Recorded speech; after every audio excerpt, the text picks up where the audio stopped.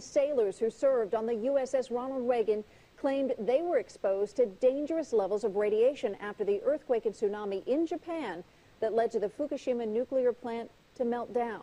Fox 5's Jamie Chambers live with why a judge is throwing out their lawsuit. Jamie. Yeah, Kathleen, well, that original mission was one of mercy, and the USS Ronald Reagan is just over my shoulder. They headed over to Japan to help aid after the massive earthquake and tsunami, but in the end, it could be those sailors who became victims of this disaster.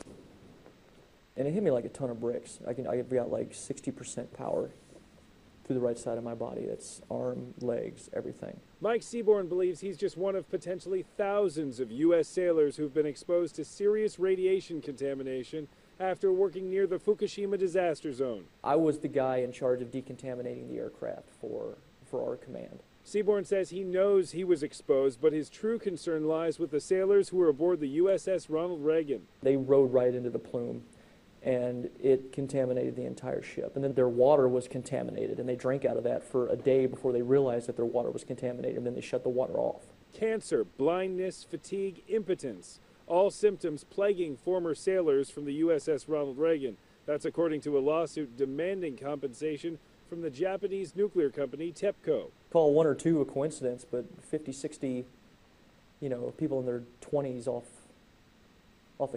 one ship, that's a little bit too much to... Investigators bringing the lawsuit say Tepco knew about the meltdown, but downplayed the danger until it was too late. I don't blame the U.S. government. I don't blame the Japanese government. I blame the people who knew about it and should have done something about it.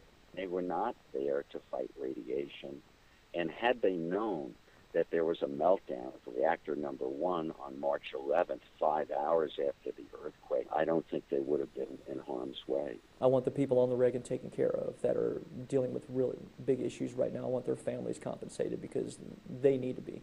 I don't need to be compensated. I want something put to the side to where I'm taken care of later if something happens, or my family can be taken care of if something happens to me because of this.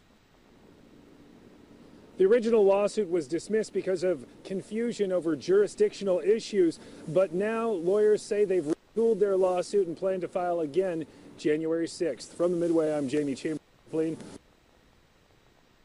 All right, we'll continue to follow that story for sure.